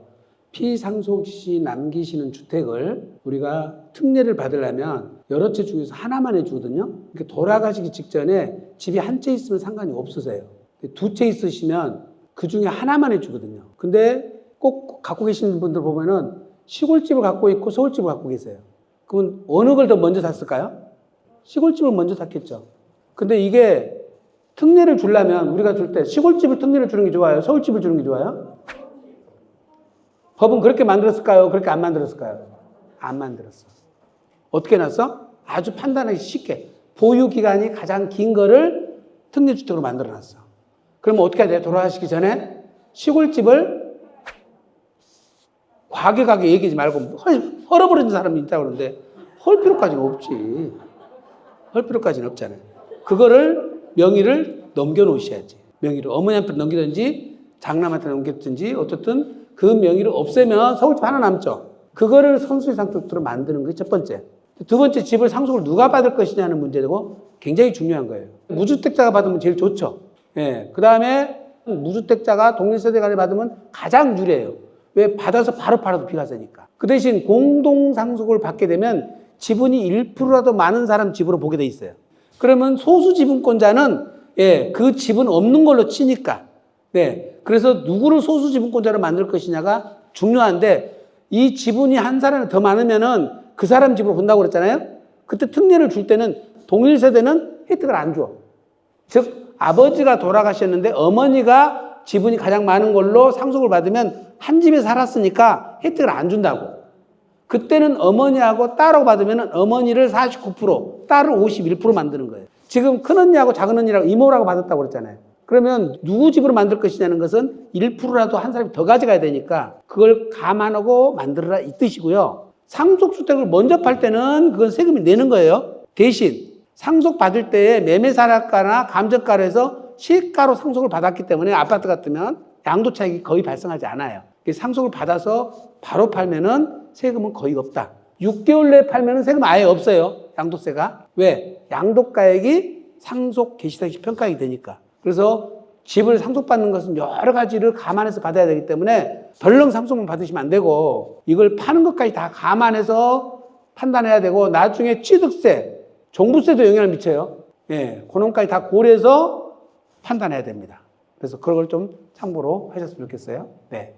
현금과 재개발 입주권 증여 중 어떤 것이 절세하는 방법인가요? 라고 하면 저는 개인적으로 절세 포인트라고 하면 현금 증여는 사실 절세는 아니죠. 현금은 그냥 내가 증여한 대로 세금을 내는 거니까 절세일 수가 없어요. 당연히 입주권을 증여하는 거고 입주권은 어쨌든 저희가 시세, 거래되는 가액보다 조금 더 낮은 가액으로 감정평가를 받아서 진행을 할 수 있으니까 저희가 절세라는 포인트만 보면 저는 입주권이라고 생각을 하는데 저희 상담 오시는 분들 보면 입주권 같은 경우 평가 아무리 낮게 해도 당장 낼 증여세나 이런 게 없어서 결국에는 또 진행을 못 하시는 수증자가 현금이 없어서 못 하는 경우가 많아서 실행 자체는 현금 증여가 실행률은 제일 높고 당연히 그 받은 돈 안에서 증여세를 내면 되니까. 근데 입주권은 검토하다 보면 현금이 부족해서 안 하시는 경우가 좀 있더라고요. 그거를 좀 고려해야 될 것 같고 혹시나 입주권을 부담부 증여한다면 저희가 부담부 증여하는 부분에 대해서는 양도소득세가 발생을 하는데 그때는 신축주택이 완공하고 나서 증여하는 게 유리할 수 있다. 왜냐하면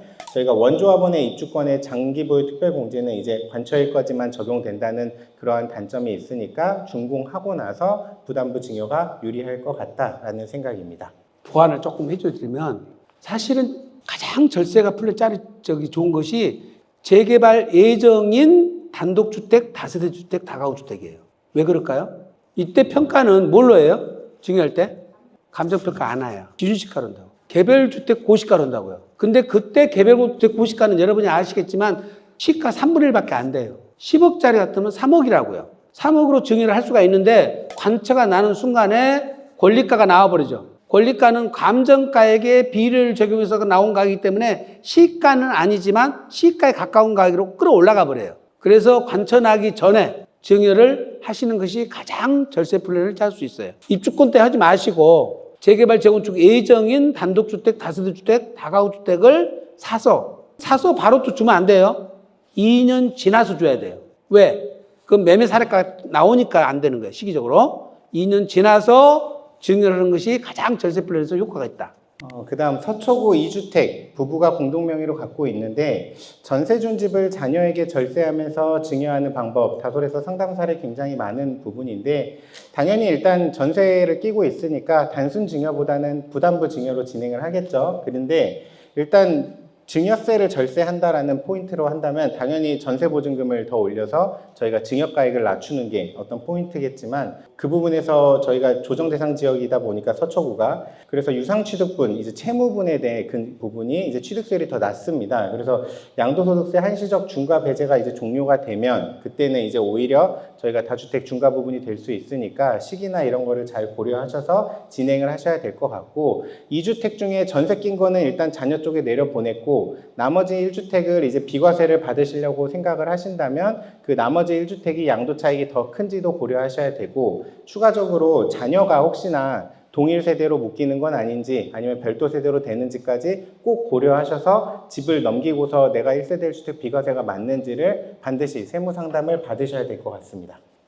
저희가 상가 건물에 대한 건물만 증여시 절세 방안 사실 요즘 좀 많이 진행하는 케이스입니다. 저희 어제 상담 오신 분도 이 케이스를 검토하시고 실행하셨었는데 일단 건물에 대한 임대소득이 어쨌든 건물과 토지가 저희가 일반적으로 동일한 소유자다 보니까 거기에 대한 인식이 없으신데 만약에 토지는 아버지, 건물은 아들한테 증여를 했다. 그러면은 임대차 계약서를 건물주 아들한테 다 써버리는 거예요. 그러면 저희 어제 상담 오신 분인데 위치는 서울 어디인가였어요. 아버지 땅에 건물을 올리려고 했는데 어떤 자동차 회사가 그 땅을 임차를 하려고 왔습니다. 그래서 지금 이거 우리 전시장 만들 거니까 건물을 지어달라라고 해서 건물을 짓는데 아버지께서 자기 땅이 너무 많으세요. 그래서 그냥 아들 명의로 건물을 지으시고 그 건물 명의에서 이제 임대소득이 거의 월 한 7천만 원 나오더라고요. 월 7천만 원이 임대소득이에요. 그래서 보증금도 한 15억, 20억 애초에 그 수입차 회사가 지급하기 때문에 건축비도 안 들어요. 보증금으로 건축비 다 하고 임대소득이 월 7천만 원 나와. 근데 그거를 당신 이름으로 지으실 필요가 없으니까 아들 명의로 지으신다는 거죠. 그렇게 했을 때 아들은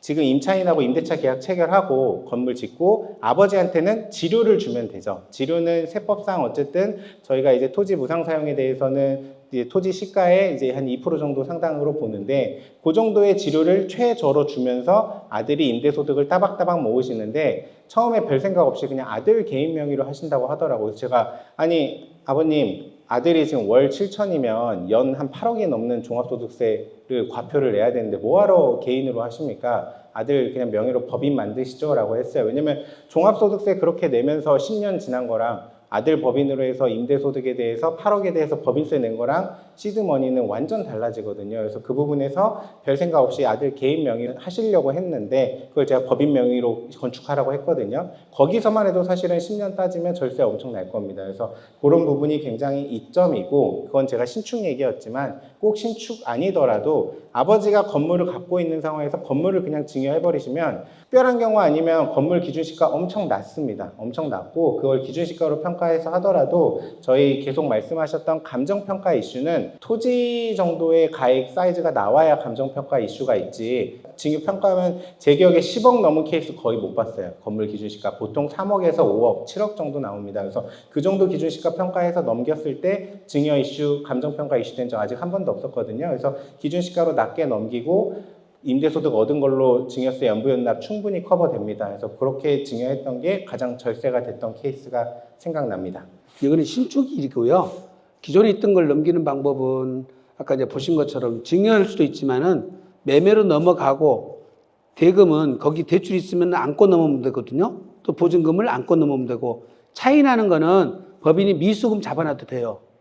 예, 돈이 미수금 자본화도 되기 때문에 그거는 임대를 받아가지고 현금이 생기면 천천히 변제해 나가도 괜찮습니다. 이게 꼭 증여가 좋은지 매매가 좋은지는 세무사님이 판단하셔서 알려주실 거예요. 그거는 예, 여러 가지 방법이 있다는 거를 예, 기억을 하시면 되겠습니다.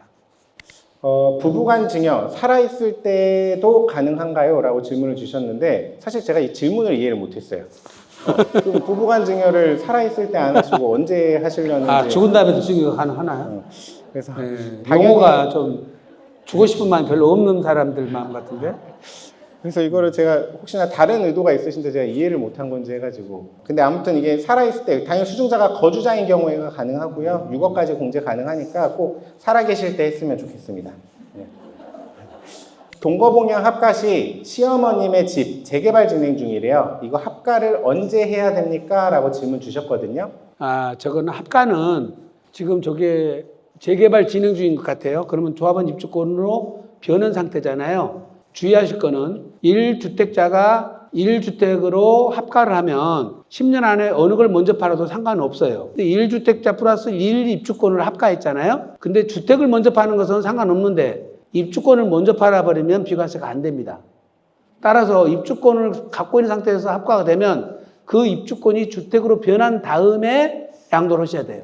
그래서 주의할 거는 주택 플러스 입주권과 합가는 가능하다. 근데 양도할 때 비과세 받는 것은 주택을 팔아야 비과세 된다. 입주권을 팔면 비과세가 안 되고 입주권을 가진 것을 팔릴 때는 그게 준공 떨어지고 주택으로 변한 다음에 팔아라. 그것만 조심하시면 돼요. 네. 저희 80대 부모가 공동 명의로 36억 재건축 아파트를 보유하고 있는데 상속 증여 문제에 대해서 알려달라고 했는데 제가 볼 때는 이런 경우가 보통 해당 아파트 외에 보유 재산이 다른 거 없으신 경우가 많습니다. 그런 거 있었다면 당연히 적어주셨을 텐데 이런 분들이 의외로 제가 경험했을 때는 현금 많지 않으세요. 현금 많지 않으시고 다른 소득 많지 않은 상황에서 되게 장기간 보유하셨던 아파트가 이제 재건축 들어가고 하면서 이제 이렇게 진행이 되는 건데 경험상 으로는 특별하지 않다면 그냥 상속주택으로 가져오는 게 낫지 않을까 싶습니다. 왜냐면 어쨌든 세법상 저희가 주택을 취득할 때 여러 가지 불이익이 있고 한데 양도소득세에서도 종부세에서도 그래도 상속주택으로 가져올 때만큼은 여러 가지 어쨌든 배제나 제외 예외 조항들이 있기 때문에 특별한 경우가 아니라면 저는 그냥 그대로 갖고 계시다가 상속으로 가져오는 게 어떨까 싶긴 한데 혹시나 대표님 케이스마다 다 달라요. 만약에 60, 70이라고 한번 가정해봐요. 그럼 자녀들이 지금 돈이 필요한 때잖아요. 근데 저게 내가 거주 요건을 10년을 채웠어. 그러면 양도세 자체가 1, 2억밖에 안 나와요. 매각을 하더라도 양도세를 내고 30억에서 28억 정도가 남으면 현금으로 분산해서 증여를 하고, 예, 그리고 내가 쓸 돈을 쓰고 살면 되잖아요. 내가 전세로 살던 해서 한 10억에서 15억짜리 거처 마련하고 자녀들한테 여유 있게 이렇게 쓰게 만들 수가 있는데 뭐 하루 잘 먹자고 일주일 동안 굶을 수는 없는 것처럼 부모님을 60대가 부모님 돌아가시려면 언제 돌아가세요? 40년 잘못하면 50년 재수 없으면 50년 후에 돌아가죠. 재수 없는 건가? 복 받으면 죄송합니다. 복 받으면 50년 후에 돌아가시면 언제 어떻게 해 그거를. 그리고 만약에 저거를 거주를 안 하셨으면은 세금 많이 나와서 못 하시고요. 본인이 저기 안 사시면 전세 끼고 사는 순간 40%는 채무를 안고 가요. 채무를 안고 가기 때문에 상속세 걱정 안 하셔도 돼요. 그래서 지금 증여라는 것은 불가능합니다. 증여세가 너무 많이 나오기도 하고 감당도 안 됩니다. 매매를 해서 가져가자니 저가 양도 하더라도 돈이 다 건너가 있는 상태잖아요. 부모님이. 그러니까 매매 상태로 가져올 수도 없고 증여로 가져올 수도 없습니다. 부모님이 파시거나 그냥 갖고 있다가 상속으로 가는 것이 현명한 방법일 것 같아요. 세법 개정안이 통과될까요? 라고 질문 주셨습니다. 통과되기는 됩니다. 자, 지금 정반 어떻게 됐어요? 기초공제 2억에다가 자녀들 5억씩. 그렇게 해서 제한 없이 자녀들 공제자는 아닌데 이거는 어떻게 보면 출산 장려 정책으로 도입됐다고는 하는데 지금 상속 대상 인원이 80세, 90세에 돌아가시는데 그분들이 출산을 이제 와서 할 수도 없고 당장 효과는 안 날 것 같잖아요. 그래서 지금 이제 민주당 안은 뭐 두 의원이 내실 것 같은데 기초공제, 일괄공제를 더 끌어올리고 배우자 공제를 최소한 지금 5억으로 돼 있는 기초공제를 10억까지 좀 올리자. 제가 볼 때는 오히려 이게 더 맞을 것 같아요. 배우자 공제 지금 5억이 너무 낮거든요. 10억으로 끌려주고 상한은 아마 그냥 놔둘 것 같은데 세율을 낮추는 거는 지금 민주당에서는 반대를 하는 것 같습니다. 협상안이 나와봐야 되겠지만은 공제 늘리는 것은 양쪽 다 합의를 했다. 그거는 어떤 형태로 늘릴 것이냐는 이제 절충안이 나올 것 같아요. 절충안이 나올 것 같은데 세율은 아마 조금 좀 의견 조율을 좀 해야 될 것 같습니다. 예. 상속세 연대납세 의무의 위헌 여부라고 이렇게 질문 주신 분이 있어요. 근데 이거를 고민 안 하실 수도 있는데 제가 한 3, 4일 전에 상담을 하셨던 분도 이거 가지고 고민하셨어요. 뭘 고민하셨냐? 보통 부모님을 모시는 자녀가 한 명 있어요. 거기도 5남매였는데 한 명이 모셔요. 근데 그 한 명이 꼭 돈을 다 빼가요.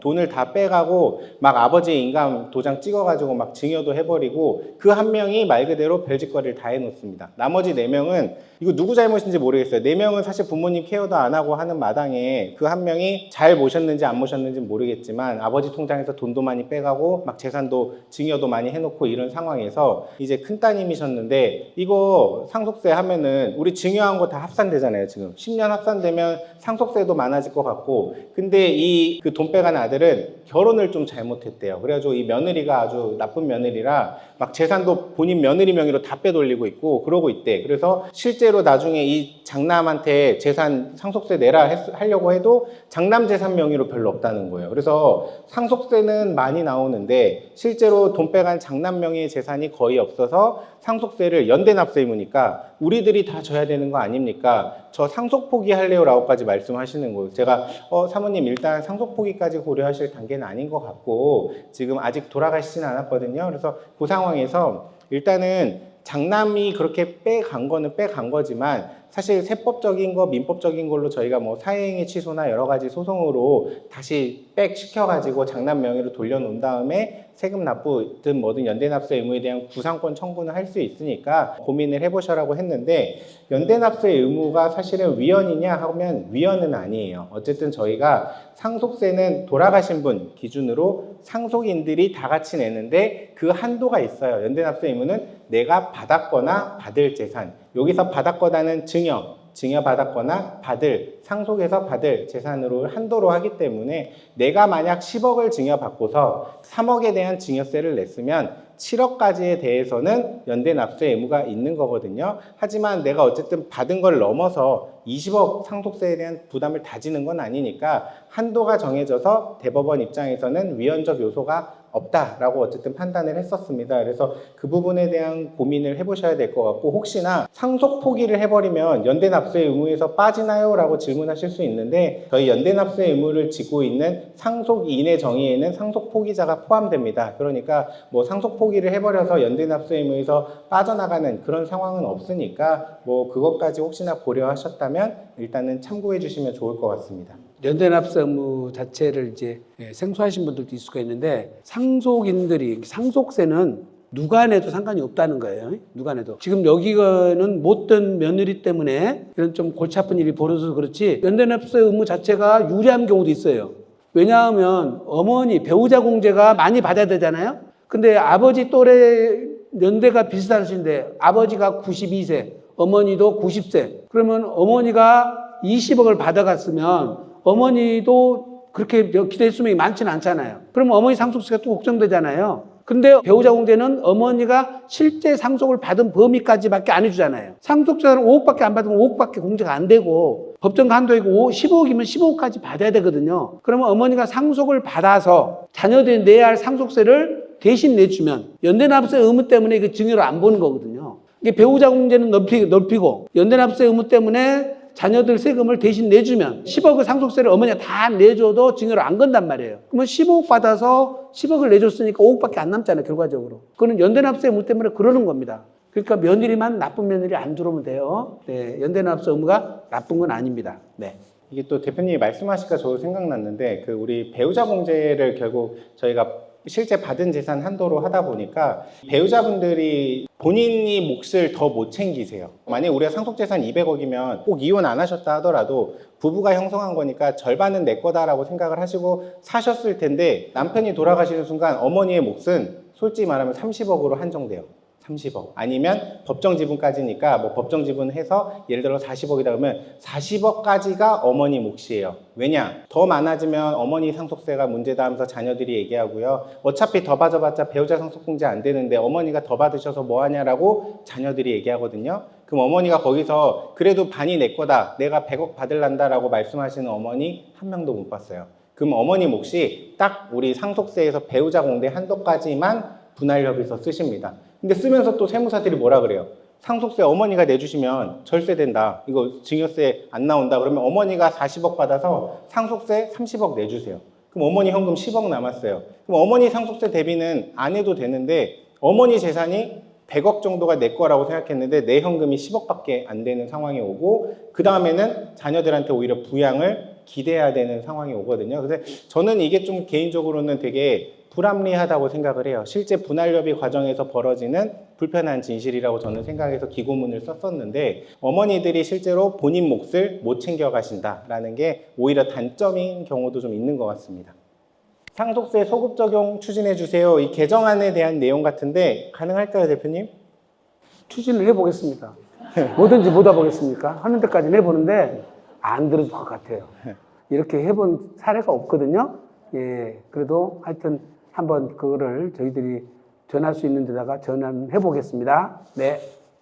마지막 질문인데 그 결혼한 외아들 하나가 있대요. 근데 증여와 상속 중 어느 것이 나은지 궁금합니다. 이 당시에는 하나밖에 안 나온 경우가 드물긴 한데 요즘은 앞으로 점점 많아질 것 같아요. 그래서 아버지가 73세, 어머니 69세, 아들 41세, 그다음 뭐 며느리 41세, 손자가 그래도 둘이나 있네요. 6세, 4세 있는데 대표님 이거 어떻게 보세요?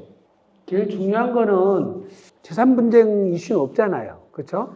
그러니까 재산 규모가 얼마가 되냐가 중요한데 지금 73세니까 우리가 기대 수명으로 보면은 83세를 더 사실 수 있으니까 한 번 증여, 한 번 상속으로 가야 될 것 같거든요. 재산이 한 50억 정도 규모라면 사전 증여를 한 번 하시는 게 유리할 것 같고 30억 이하 같으면 사모님한테 잘하셔서 배우자가 살아계시면 문제는 안 되잖아요. 그렇죠? 그래서 재산 규모에 따라서 활용을 하되 50억이 넘어가면 증여가 유리하고요. 대신 주는 자산들이 비과세가 되거나 감면되는 것들이 있을 때는 사전 증여하는 것이 오히려 잘못될 수도 있습니다. 그러니까 부동산에 따라서 자산 종류에 따라서 또 검토를 받으셔야 됩니다. 무조건 이것이 유리하다, 불리하다 이렇게 얘기할 수도 없고 또 경우에 따라서는 증여보다는 매매가 더 유리할 수도 있거든요. 예, 왜냐하면 아버지께서 생활자금, 노후 생활자금 필요하니까 저가 양도를 하고 그래서 일부 돈을 받아서 살아생전에 그걸 소진하면 되니까. 그래서 매매가 더 유리할 수도 있습니다. 그래서 케이스마다 다 다르기 때문에 이렇게 딱 놓고 증여가 유리하다, 상속 유리하다 볼 수는 없어요. 기본적으로 세율 구간이 상속세가 20, 30% 구간에 있는 세율 구간에서는 무조건 상속이 유리합니다. 증여보다. 무조건 증여를 할 것이 아니고 그런 구간에서는 상속이 유리하다. 이렇게 이해를 하시면 좋을 것 같습니다. 그러면 뭐 혹시나 오늘 강의나 이런 질문 답변 듣고 좀 궁금한 게 있으신 분은 한번 손대고 질문 주시면 좋을 것 같아요. 네. 이쪽 앞쪽에 있는 계신 분.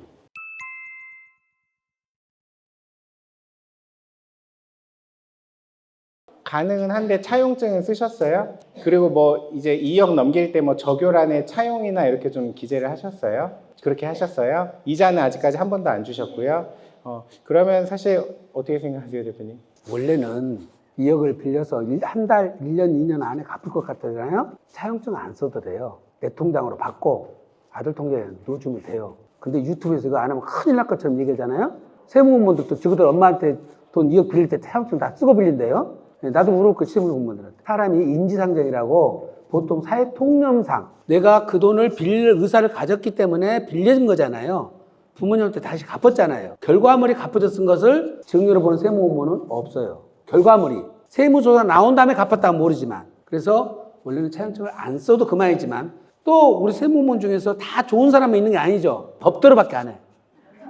미쳐버려 이거. 누가 얘기도 안 들어. 차용증 없잖아요. 차용 아니잖아요. 요것도 증여 다 걸 수도 있어. 그래서 차용증을 쓰고 확정일자를 받아두신 것이 뒤탈이 없이 하시는 방법 중에 하나고 만약에 지금 예외적으로 2억을 빌렸는데 한두 해 바로 못 갚을 것 같아. 그러면 매달 100만 원씩 원금을 갚아나가는 방법이 있어요. 그러면 기간이 늘어져도 괜찮아요. 이자를 줄라고 하지 마시고 원금을 변제하시면 돼요. 그래서 2억까지는 이자도 1000만 원까지니까 4.6%라서 2억이면 920만 원이잖아요. 그러니까 이자는 안 받아도 된다. 대신 원금 상환 방식으로 하시는 게 좋을 것 같다. 그렇게 답변 드릴 수 있겠네요. 좋은 질문이었습니다. 예. 저랑 대표님도 돈 오간 거 있는데 저희도 차용증 안 쓰고 사실 진행한 게 저희들 많아요. 차용증 안 써요. 예. 나중에 세무조사 나오면 저희들이 다 주고받고 온 근거는 다 있으니까. 네. 저희도 차용증 안 썼습니다. 네. 자매간에가 더 좋죠, 사실은. 왜냐면 부모 자식 간에는 사실은 증여 추정 규정이 있기 때문에 더 불리한 건데, 자매지 간에는 더더욱 좀 증여로 볼 가능성이 낮아서 뭐 그 부분은 준비만 잘 해놓으시면 큰 문제는 없으실 것 같습니다. 여기저기 빌려달라는 데가 많네요. 예.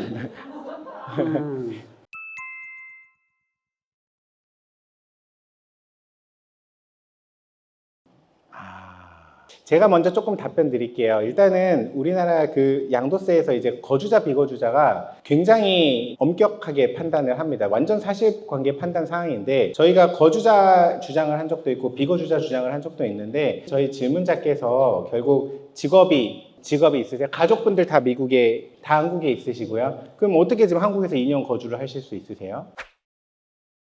그 다음에 비과세 받고 다시 나가실 계획이세요? 그래서 사실 저희가 이제 거주자, 비거주자 판단을 할 때 제일 중요한 건 이제 소득, 직업, 재산 현황, 가족들의 거주지, 그 다음에 이제 그 사회적 어떤 관계, 이런 것들을 주요하게 보고 판단을 하는데, 그러세요? 그러면 이제 제가 볼 때는 국내 거주자로 볼 요소가 뭐 한 3-4개 있고, 비거주자로 볼 요소가 뭐 한두 개 있고, 이런 상황이에요. 그래서 저희가 판단은 뭐 하고 신고는 하겠지만 실질적으로 거주자, 비거주자를 판단하는 주체는 과세관청이다 보니까 개런티하면서 답변을 드릴 수는 없지만, 그래도 거주라는 요건이나 이런 것들을, 그 다음에 그 소득이나 이런 부분에서 그쪽을 내려놓고 또 들어오신다고 했는데 미국의 재산이나 이런 걸 제가 모르지만 그걸 검토를 잘 받고 나서 거주자에 대한 준비를 잘 한다면, 저는 비과세라는 부분에서 거주자로서 양도소득세 신고 부분을 저는 한번 밀어보면서 할 것 같아요. 혹시나 대표님은? 제일 중요한 거는 사실은 항구적인 거주지예요. 그러니까 의사를 최종적으로 어디서 계속 살 생각이십니까가 국세청에서 포인트거든요. 그 다음에 제일 중요한 것이, 또 그중에서 중요한 것이 직업이거든요. 여기서 직업을 온전하게 계속 근무를 할 수 있는 직업을 가지시면 거주를 판정하기가 쉬워지고, 만약에 내가 영주권을 포기하고 들어오면 좋은데 시민권은 포기가 안 되지만, 시민권자세요? 시민권자는 시민권 포기는 안 되잖아요. 국내에 들어서서 직업을 하시는데, 갖고 있는데 아르바이트를 해. 그거는 직업으로 거의 인정을 안 하시고, 그 다음에 미국에 있는 재산은 그대로 놔둔 상태라면 더더욱 그렇습니다. 그러니까 지금 세무서에서 거주자 판정은 쉽지 않다, 이렇게 보시는 게 좋을 것 같은데요. 네. 저도 조금만 보완하면, 이게 비과세 딱 2년만 맞추고 바로 그냥 신고하고서 나가버리시면 과세관청은 당연히 안 좋게 봐서 부인하거나 할 것 같아요. 그래서 제가 볼 때는 굳이 불복까지 대비를 한다면, 내가 국내에 들어왔어야 되는 사정, 그 다음에 한 2-3년 있다가 다시 해외로 나갔어야 될 사정, 그런 것들을 좀 객관적으로 뭔가를 증빙할 수 있는 게 있다면 과세관청에 대한 소명이나 혹시나 불복 과정에서 저는 그런 거를 증거로 제출할 것 같습니다.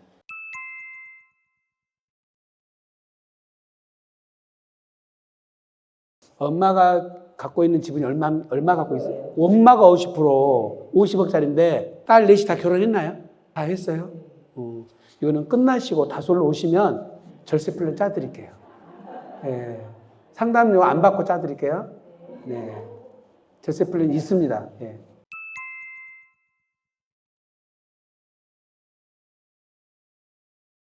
아니지, 어느 방법이 좋을지 모르는데, 지금 그 건물이 시가가 얼마나 가나요? 70억. 그러면 땅이 면적이 비슷한가요? 그러면 기준시가로는 한 40억? 그러니까 40-50억 내외 같아요. 그 정도가 쌓였으면은 법인 전환하는 것이 더 빠른 방법이에요. 그 정도는 꼬마 빌딩 같으면 감정평가 안 하고 법인 전환 가능할 것 같아요. 이게 이제 그쪽 담당 세무사님이 보시는 견해하고 우리가 보는 견해하고는 다를 수는 있어요. 왜냐하면 사람이라는 것은 가치 판단할 때 굉장히 보수적으로 판단이 되거든요. 확률이 5%만 있어도 안 할 수 있잖아요. 근데 저희는 확률이 10%만 있으면, 위험 리스크가 10%만 있으면 90%가 가능하다는 거니까 저희는 하죠. 근데 어느 분들은 2%만 있어도 안 해요. 그러니까 제 친구 중에 한 친구는 초등학교 3학년 될 때까지 횡단보도를 건너서 가는 학원을 절대 얘를 안 보내는 거예요. 횡단보도 건너다가 얘가 잘못될 수 있다는 거죠. 그러니까 쭉 한 라인에 있는 데만 보내는 거예요. 초등학교 3학년 때까지. 그런 사람들은 어쩔 수 없어요. 그러니까 전혀 리스크 없이 무엇을 하려고 하신 분들이 잘못됐다는 뜻이 아니라 그분의 가치관, 우리는 우리 가치관대로 판단하면은 그 정도 사이즈 같으면 법인 전환 할 것 같아요. 그러면 좋은 동네인데요? 아니에요. 좋은 동네예요. 그거는. 좋은 동네에 좋은 건물이에요. 그거는 개별적으로 상담합시다. 예, 예, 여기서 좀 시간이 너무 길어질 것 같아서 생각이 많으신 분이라서 예, 다른 방법으로 좀 상담해 드리겠습니다. 네. 네.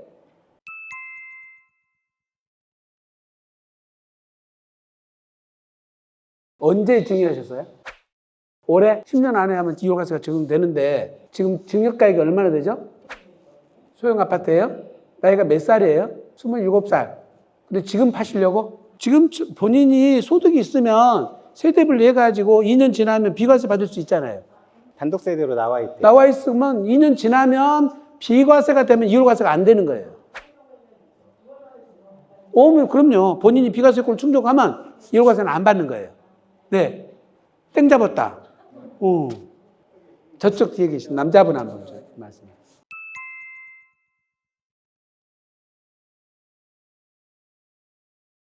이제 철 드시는 거예요?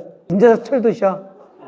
이제 철이 드셨나 봐요. 근데 우선 기본적으로 부부간에 매매는 할 수는 있어요. 할 수 있으려면 사모님의 원천 자금이라는 것을 입증을 해야 되고 돈이 건너가는 것은 통장을 통해서 건너가야 되고 그 건너간 돈은 받으신 남편분이 사용을 하셔야 되거든요. 이런 조건들이 까다롭게 붙어 있기 때문에 매매는 쉽지는 않을 것 같고요. 반을 증여를 해준다고 그렇지만 대출은 없을 거 아니에요? 본인이 거주를 하고 있으니까 채무도 없잖아요. 15억의 증여로 잡아야 되거든요. 시세대로. 15억 잡아서 6억 빼면은 9억이 증여가액이 되잖아요. 그러면 세금은 약 한 2억 정도 될 것 같아요. 증여세가. 증여세를 대신 내주고 증여를 해 주셔야 되고 조금이라도 절세할 수 있는 방법이 있다면은 감정평가를 받아서 30억 같으면 한 1억에서 2억 정도는 조절이 가능할 것 같거든요. 평가사님하고 상의를 해보시고 요 증여세를 내는 것이 조금 아깝다 싶으면 지분율을 조절을 하는 거예요. 네, 3분의 1만 드리는 거죠. 그러면 10억 되면은 6억 공제 받고 이제 증여세는 더 낮춰지겠죠. 예, 그렇게 해서 10년 후에 한 번 더 주시는 거죠. 그러니까 내가 30년이 살 것 같다. 그러면 이번에 6억 주고 다음에 6억 주고 이렇게 두 번 주는 방법도 있고. 네, 세금 한 푼도 안 내고 대신 30년을 사셔야 돼. 제가 생각할 때는 딱 하나 있는데 그게 뭘까요? 딱 이혼하시는데 이혼. 이혼하시면 아니, 아니 저 이혼만 한 건 아니고 이혼도 방법인데 네. 사실 부부가 말할 수 있는 건 명의신탁이에요. 부부간 명의신탁이었다. 즉 남편 명의로 몰았을 뿐이지 절반은 내 지분이었다를 말씀하시고 싶었던 것 같으시고 그럼 와이프가 50% 명의신탁이었다라고 하면 아까 부동산 등기 실명법 위반 제가 언급했지만 거기서 예외적으로 하고 있는 게 부부간 명의신탁은 또 과태료가 안 나오는 예외적인 케이스인데 문제는 입증하실 수 있어야 돼요. 그 절반에 대해서 그냥 와이프랑 내가 뭐 자산도 공동으로 형성했고 실제 내가 절반이 와이프가 절반 거였다. 그 정도로는 세무서에서 인정 절대 안 해줄 것 같고요. 자금을 이렇게 할 때 뭐 그런 부분에서 명의신탁이었다고 한다면 저는 그때 명의신탁으로 해야만 했던 사유라던가 뭐 그런 거가 없으면 사실은 그냥 어떻게 보면 대표님이 받으셨다가 배우자한테 지금 증여하시는 거고 그때 사실 사모님한테 받은 자금도 문제가 되겠죠. 원래는 그 자금도 문제, 지금 주는 것도 문제, 둘 다 문제될 수 있으니까 대표님이 말씀하셨던 거를 명의신탁으로 처리하려면 그것도 대비를 잘 하셔야 되고 아무튼 그 현금 움직이신 것도 좀 문제가 될 수 있을 것 같아요. 그래서 명의신탁이 대표님이 생각하셨던 그나마 좀 적합한 케이스인데 입증이 실제가 그게 아니었으니까 또 의도하신 게 아니니까 그때 그거를 그래서 그거 자료를 입증하기가 쉽지 않을 수 있다입니다. 네. 근데 그 마음을 옆에 분이 사모님 아니세요? 아니죠. 같이 모시고 왔어야지. 거기서 딱 들려줬어야 되는데 오늘 저녁에 가서 한번 얘기하세요. 네. 그래요. 어떻든 간에 저희가 유튜브를 시작하면서 일단 시작을 하니까 쉽지는 않은 것 같습니다. 왜냐하면 이게 사람이 한번 책임감이라는 게 생기니까 구독자 수가 늘어나고 여러분들이 기대해 주시고 댓글도 올려주시고 또 어떻게 보면 상담도 굉장히 많이 늘어나시고 지금 깜짝 놀란 거는요. 제가 깜짝 놀란 단톡방 1,500명 있는 데서 저하고 우리 아들 얘기를 계속 하는 거예요. 싸가지가 있다 없다. 수수료다 비싸다 싸다. 예, 상담은 잘하더라. 똑 부러지더라. 예, 여기저기 다니지 말고 여기 가봐라. 이렇게 막 단톡방에서 막 돌아다니니까 제가 소름이 끼쳤어요. 야, 세상 살면서 이게 내일이 막 올라다닌다 해서 한번 생각해 보세요. 그리고 이게 내가 예, 직업적으로 정말 전문 분야에서 전문가로서 뭔가 이렇게 뭘 한다고 했는데 오신 분이 만족을 못 드려가지고 가서 이상한 토론을 하고 다니시면 참 보통 일이 아니잖아요. 보통 일은 아닌데 이미 이제 노출됐고 여러분들하고 또 이런 것들이 도움이 된다 하니 저희 둘만 하는 게 아니라 우리 조직 전체가 이제 나서서 우리 스태프들이 다 실력이 있습니다. 그래서 스태프들하고 다 이제 면담하고 스태프들이 또 강의도 하고 이렇게 해서 전체적으로 우리가 이제 지금 공동체가 이 유튜브를 끌어갈 겁니다. 그래서 지금 저하고 아들하고 시작은 했지만 앞으로 다솔에 있는 구성원들 그리고 지점에서 각자 또 뛰어나신 분들 많거든요. 이분들 출연시켜서 여러분들한테 유익한 방송을 만들도록 노력할 텐데요. 여러분들께서 기왕에 오셔고 또 이렇게 도와주셨으니까 열렬히 응원 좀 해주시고 혹시 개선할 사항이 있거나 이런 것들은 예, 저희들한테 전화를 직접 주시고 또 상담 받으실 거 있으면 여기 이번에 이벤트 예고 오셨다고 말씀드리면 안 받을 건 안 받고 받더라도 조금만 받을게요. 아셨죠? 네. 그리고 여기 사모님 꼭 오세요. 감사합니다. 네.